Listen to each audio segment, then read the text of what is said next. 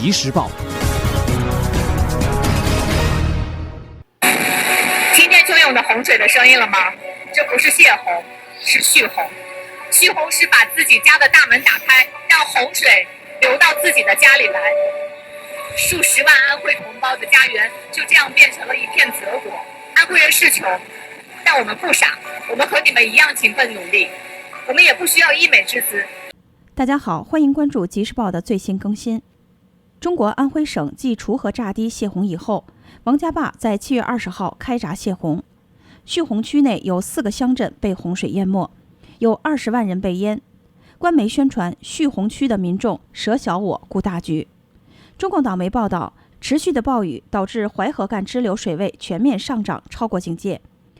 安徽省当局为了保淮河下游蚌埠等城市，下令阜阳市阜南县境内的王家坝开闸放水，向勐贵蓄洪区分洪。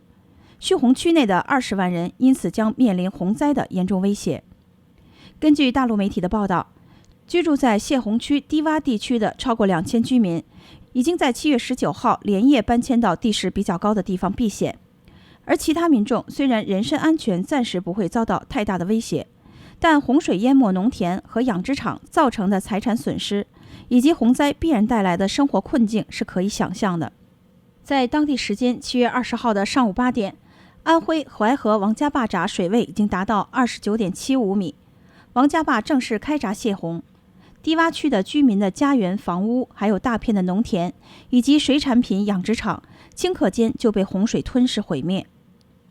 中共的官方媒体说，这是淮河勐洼蓄洪区第16次做出的牺牲和奉献。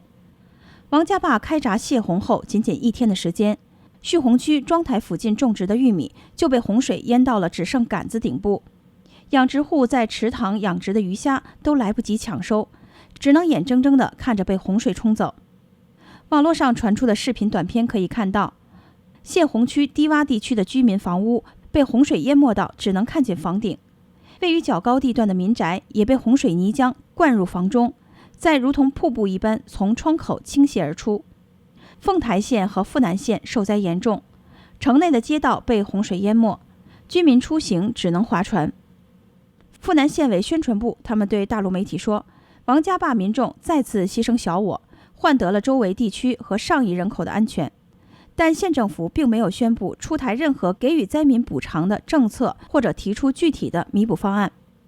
中共官方媒体当天在报道王家坝泄洪的时候，也都在大肆宣传蓄洪区的居民为了顾全大局而牺牲奉献的所谓王家坝精神，声称这个举动是用20万人的小家换来周边其他部分地区和1亿多人的平安。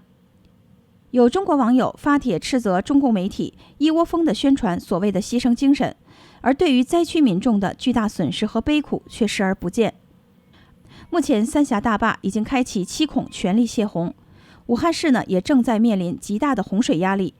海外媒体分析说，当局为了保三峡大坝和武汉市，所以就让江西省和安徽被牺牲了。如果强降雨的天气持续下去，不知道还有多少市县乡村会成为牺牲奉献的对象。好，以上就是为您更新的即时报的消息，我是小兰，我们下次再见。